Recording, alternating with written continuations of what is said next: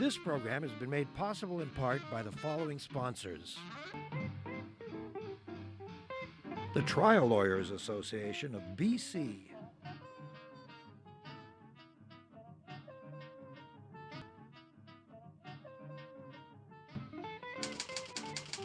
The Vancouver Courier newspaper.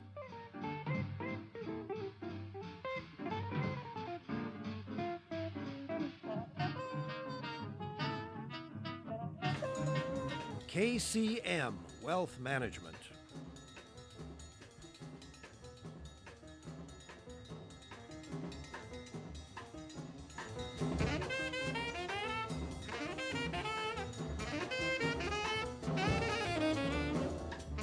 Playgrounds for seniors? Why not? I love the idea of coming across a city park and finding brightly colored, toys that people my age can, sort of roll and push and jump and so on. Why shouldn't we? Why should kids have all the fun? Colin Milner is what, the executive director? CEO, but I'll be whatever you want me to be. CEO is good, of the International Council on Active Aging. And as I'm getting to be a terribly old person, I'm always fascinated to see folks like you who encourage people to live well. Tell me about this journey. How did you, I have this sense that you created this.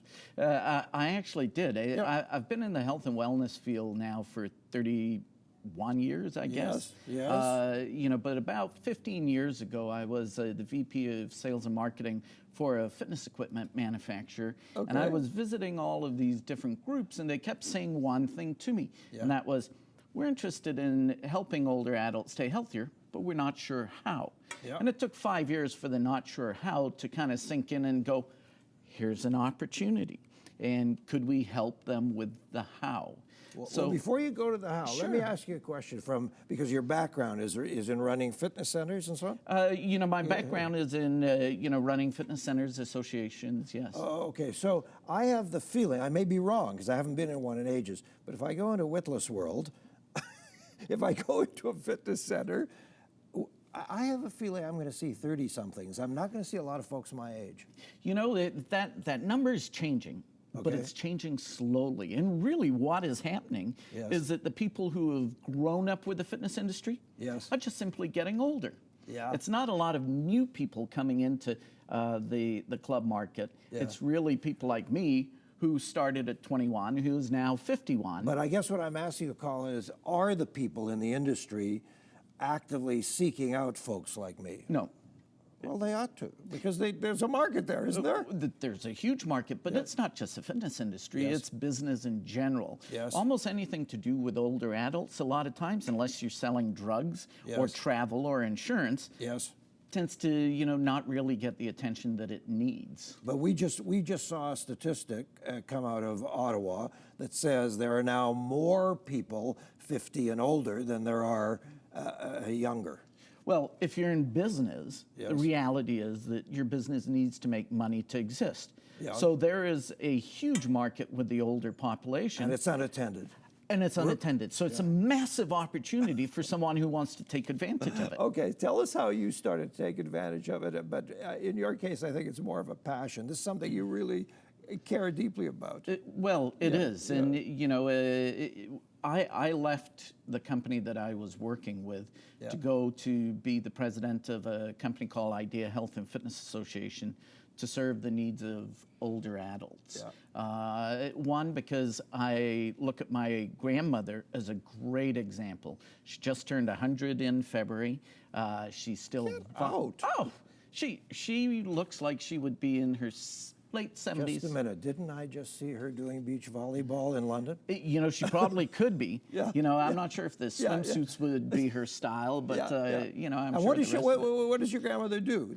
I mean... She, up until about a year ago or a year and a half ago when she had a stroke in her eye, which then started to cause some debilitation, she would be out at the Canucks games. She would be out for beer with the boys. Are you serious? Oh, absolutely. She would go into the scrum with all the little kids to get the autographs, and she'd be pushing them aside. And her comment was, "What are they going to do? They're going to turn around and hit a 90." Exactly. Everybody will come to her rescue. Besides which, she'll clobber them with her cane. And she did a few times. I'm sure. Yeah. Okay. So you created this council on active aging. Yes. And so tell me about that. What do you do? Who have you got involved? Well, the ICAA, or the Yes. International Council on Active Aging, Yeah. is geared to helping to change the way society perceives aging, first Right. off. And we have about 9,200 organizations involved that own or operate about 40,000 locations in 37 different countries. Now, I say Wow. locations because we have a great diversity in our members, from fitness clubs, Yes, to retirement communities, Okay. to senior centers, Yes. to departments in aging. We're involved with groups like here at home, the BC Ministry of Health, Yeah. to the World Economic Forum, to the National Institute on Aging in the U.S. So, our diversity is there, and our passion to make change happen is what's driving that. One of the things I like about your website, what is it? ICAA.com? ICAA.cc. Oh, .cc. Just think Collins Club. What is CC? Who knows? CC's probably a little island in the middle of nowhere. Okay, ICAA.cc. Yes. Yeah, okay. One of the things I like about it is it's 7 prongs to wellness, 7 approaches to wellness? Yes. 7 different levels of the human being? 7 dimensions of wellness. Yeah, yes. let's talk about that. Well, the philosophy is that we are more than one area. In other words, we have the physical being, and a lot of times we focus on just the physical being. But our other dimensions, get underserved when we're doing that, such as our spiritual dimension. But even the physical area is so fascinating. My aunt, may she rest in peace, when she was dying of cancer, she used to ask me, lying in a hospital bed, to go through a Tai Chi routine with her. Yes. And I would stand at the foot of the bed and go through my form, and I was whatever, in my 50s or 60s, and she's lying in bed, and she would, from the upper body, she would follow me. Yes. So there's always something that's possible. There is, and the exciting part is that things like Tai Chi are more than just the physical. They're also the spiritual. Absolutely. And at that moment, you're connecting with her, so there's a social element that is in there as well. Yeah. And I'm sure that there was an emotional high out of doing that. So, they really aren't singular. What they are is that they're all intertwined, but that we need to ensure that we incorporate these into our lifestyle. Now, I'll give you one quick little example that plays off of your Tai Chi example, and that is, by the year 2020, according to the World Health Organization, the second leading cause, or the second cause of disability and ill health, will be depression. So what are we doing about that? Yeah. We run, that can impact it, but we can also pray, we can also meditate. But the reality is this society isn't set up to help masses of depressed people. Otherwise, and pop a pill. Yeah, life is difficult. Look, there's no question about it. And depression is something that visits pretty much anybody to some degree or another. Yes. And it's not the easiest thing to deal with. But if you can cook some of these other areas, depression is not likely to be such a constant visitor, is it? No, I mean, really what it's about, David, is being engaged in life. Yes, That's really what it's about. If you're engaged in life, if you're engaged socially, physically, spiritually, emotionally, environmentally, basically, all of it tends to take care of itself. Here's an interesting example. I'm working with someone in the last few weeks who has an addictions issue, but he's an incredibly successful older man. And Bob, it isn't. I don't know, Bob, if you have some deep underlying issues. I have no idea. But I can tell you this, you have run out of purpose. In other words, here's a guy who was really good at making money. I envy him. I'm not so clever. But he was really good at making money. And even though he has loving family, he still feels lonely and drinks too much, okay? And he says, that's right, I don't have a purpose. So I said, when are you going to start doing charity work? He said, well, I've been thinking about that. I said, what are you thinking about? We need people like you doing charitable work. Get busy. Well, you just hit the key right there, and that is if you have no purpose, really, you have no life. Exactly. And no life begins to spiral downwards into depression, into ill health, into chronic disease, and we all know where it goes from there. Now, take one of the flip sides of that. Absolutely. A dear friend of mine who just recently retired as the head of continuing studies at a major college here in town, he has got, I don't know how many hundreds of thousands of people involved in something like 1,800 different adult education courses, right? Yes. And my next door neighbor, 85, running around with the most expensive camera you've ever seen and snapping the world and loving every minute of it.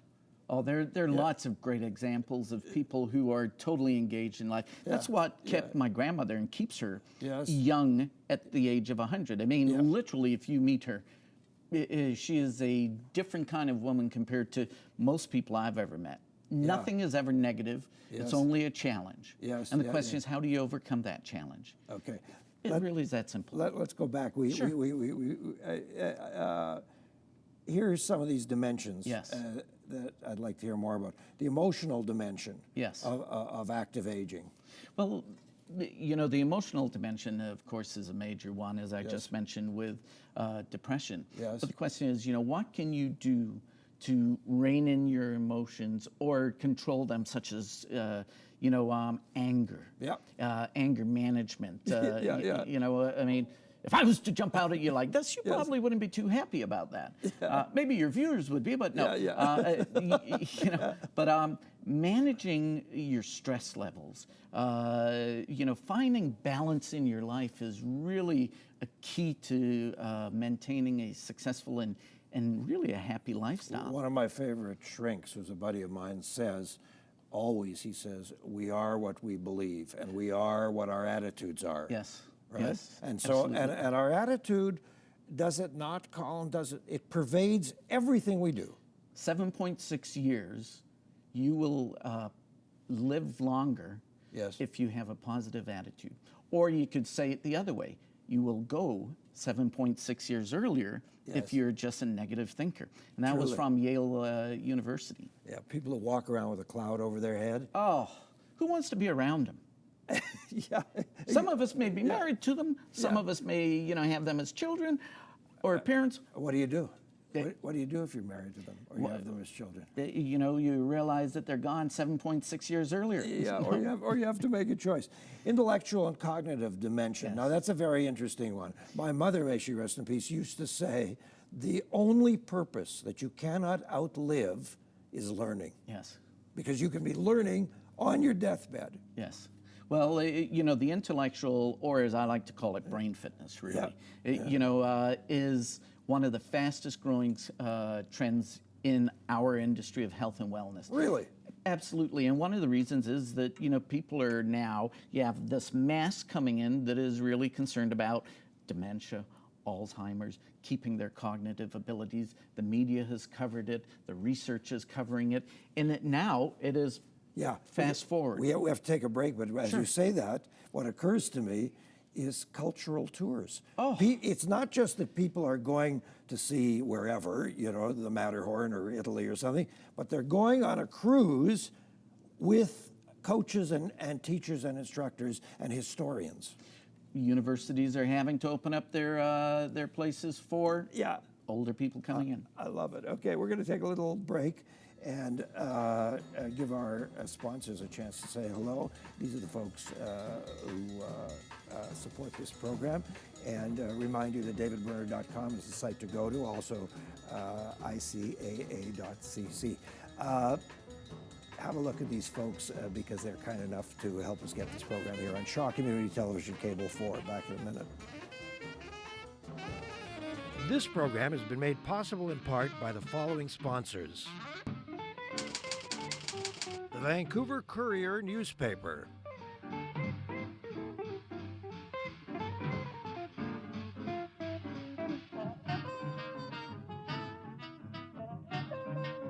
KCM Wealth Management.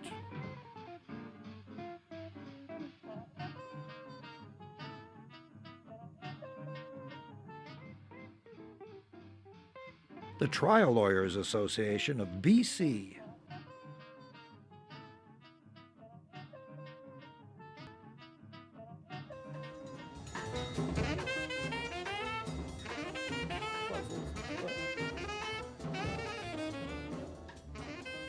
Our guest is Colin Milner, and he is the CEO of the International Council on Active Aging, a subject that, of course, interests me as I get older by the second. But still feel, in spite of lots of aches and pains, in spite of fetching about everything, I'm a great complainer. I still, I am, but I still feel marvelously young, and I still laugh every day. I sing every day, which the neighbors complain about. Well, you know, if your voice is anything like mine, I can, you know, I can see why. But you know, I think one of the challenges that we have as society is trying to pigeonhole people into an age. Really, what it is it's our functional level. It's our ability to function, whether it is at an elite level, like a marathon runner. I think the gentleman's name was Fajut Singh, who did a marathon in Toronto to celebrate his 100th birthday. 100 doing a marathon. Or you have people who are dependent, frail, independent, or just fit. So it depends on what, there's this dial, this imaginary dial in each of our brains, and it depends which way we turn the dial as to which way we will actually age and how well. What's your take on, because this show is often very political, what's your take on how governments are doing in terms of taking an active role in active aging? Oh, that's a good question. And if you'd asked me that a year ago, I would say almost non-existent. Really? Absolutely. I mean, you know, there's a lot of movement, but not a lot of action. But there is becoming action now. And the reason is that governments are finally getting to the realization that we actually have to do something now. Otherwise, there's a potential of mismanaging population aging, which is where the whole crisis that you read about in the newspaper will come. If we don't mismanage population aging and we enable people to age well, to age healthily, to be engaged in society, to keep working if they wish, and do those kinds of things. Keep working is a big issue. Absolutely. You know, everybody's trying to jack up the retirement age right now. But you know, if we can do those and many other things, we will help to manage this huge group of people who are coming through the system, so it doesn't have the impact that a lot of reporters say. And we're bombarded, Colin, constantly with factoids and so-called information in the popular press about the highest and most consistent costs of health care are at the top of the age limit. In other words, we spend a fortune on people who are dying. We spend a fortune on people who are in hospital in their last, whatever, 30 days or 2 years or whatever. And so clearly, with our healthcare costs way out of control anyway, we have to do whatever we can to keep people relatively sound, if for no other reason than economically. You would think so. You would think so. But you know, it hasn't been a priority to the degree that it should be. And what ends up happening in politics, as you know, is that people come in for short terms. And I want to get accomplished what I can in that short period of time. And aging is a long-term play. You know, you're talking about, you put in something now that's going to impact 10, 15 years from now. That's not going to get you reelected. So it's not as sexy. I know that your organization and you personally are involved with several levels of government. You mentioned BC Government Ministry of Health. What do you say to these folks? You really feel you're getting a bit of traction with these folks in office? Well, first off, they're now open to listening. Good. And to be frank, BC Ministry of Health, and I've always been non-political, but BC Ministry of Health has actually, in my mind, been one of the most progressive groups around the world. If you look at, absolutely. If you look at what they're doing with age-friendly parks, age-friendly initiatives, age-friendly products, they are absolutely you know, one of the groups that are leading the charge. Now, there are other organizations out there and other governments that are doing well, but these guys are actually doing a pretty good job. If you had a magic wand and you could take over the world tomorrow morning, God help us, what would you change? What would you do to further the goals of your council? Acceptance. That's where it all starts. What does that mean? That basically means that society, instead of being a youth-oriented society, Yes. actually accepts that the reality is we're all going to age, Yep. and that as we get older, it's not a bad thing. That actually I can still contribute in my 50s, 60s, 70s, 80s, and beyond, and that I actually still hold value for society. You know, what ends up happening is that you end up getting to a certain stage, and then all marketers stop calling on you, except for some of the ones that I mentioned earlier. Yeah. In fact, 95% of all marketing dollars are spent in people 35 and below. You know, right there is a message basically saying, we don't care about your business.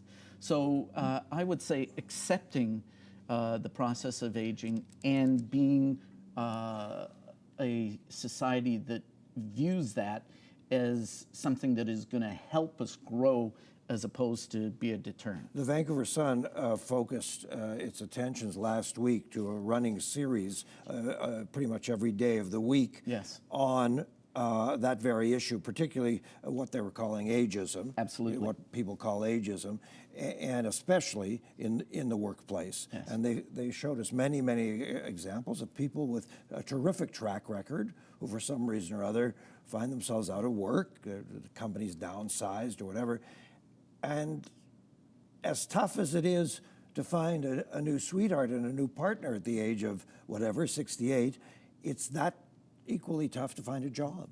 There's, there's people who are now actually finding jobs because Yes. they're older, because people are now beginning to look for the knowledge that has drained from their business. Now, we haven't seen a mass of that happening yet. The floodgates haven't opened, but that is one of the things that is predicted to come, and that is that we will see many more older workers coming back into the workforce because there is a knowledge drain that will be going on. It seems to me that it was only in the 70s or 80s when I was doing a little shot at a TV show, a daily TV show in Alberta, that a woman who was a professor got the law changed. She challenged the law about enforced retirement.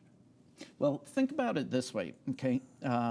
All this comes back to ageism. Yes. And ageism was really recognized and the buzzword, if we want to call it that, Yes. at the time was created by a gentleman by the name of Dr. Robert Butler, Yes. out of the International Longevity Center in New York.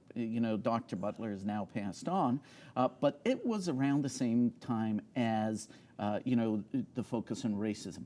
Look at how far we have come where we now have a black president in the Yeah. U.S. Yeah. However, John McCain was criticized for his age and would he be able to That's fulfill his interesting. duties Yeah. because he was older. Yeah. Our view on aging is just a very negative one, unfortunately. Talk about the spiritual aspect of active aging. Well, and really we look at the spirituality not so much from a religious standpoint. Yeah, you're not saying everybody has to be a Muslim, a Jew, You a don't have Christian, to, or whatever. Yeah, get connected with Buddha. Okay, Yeah. Our goal really is for you to connect with yourself and to learn more about yourself, who you are, where you want to go, what you want to do, and things like meditation gardens are growing significantly, especially in retirement communities. Which I wish I would get rid of that word retirement because they're really not retirement communities anymore. They're really active lifestyle communities. When I walk from my place, which is near Granville, South Granville area, Yes. and I walk to my favorite cafe, which is over on Broadway near McDonald, I find myself walking through the, whatever it's called, the Molson's development, that area. The O'Keefe. Yeah, the O'Keefe, Yes. exactly. And I have to hand it to the planners there because there's all kinds of wonderful little alleyways and cul-de-sacs, and there's benches everywhere. Yes. And the other night I went for a walk with a friend, and we found ourselves just sitting among the trees talking, and it was fabulous. Oh, it's in a great area of town as well. Yeah, absolutely. You know? Yeah, it's very treed, and it's very, yeah, exactly. So, what's your message to someone who's sitting on the couch? Get off the couch. Get off. Yeah. You know, even if you get off in the commercials, to do something. Anything. Anything. Yeah. You know, I mean, you know, the reason that they call you a couch potato is because that's exactly what happens. Yeah. What did you do? You were in Spain. You just got back yesterday. We just got back yesterday. What did you do? Well, everything. Everything. On average, we were doing about 1,000 steps a day, just going up and down the stairways in the train stations, and up and down the old ruins and so forth. So, you know, the exciting part is that all the baby boomers say, we want to travel, we want to go live life. Yes. Are they going to be fit enough to do that kind of travel? Yeah. Walk constantly. Move. Yeah. You know, it all starts with the first step. And you had the opportunity to have reconfirmed my central belief that the greatest invention in the history of the world is wheeled luggage. Colin, thanks so much, Colin Milner from the International Council on Active Aging. Now, we're going to show some reruns of previous programs. You probably have not seen them all. Shame on you. Over the month of August, while the studio is dark.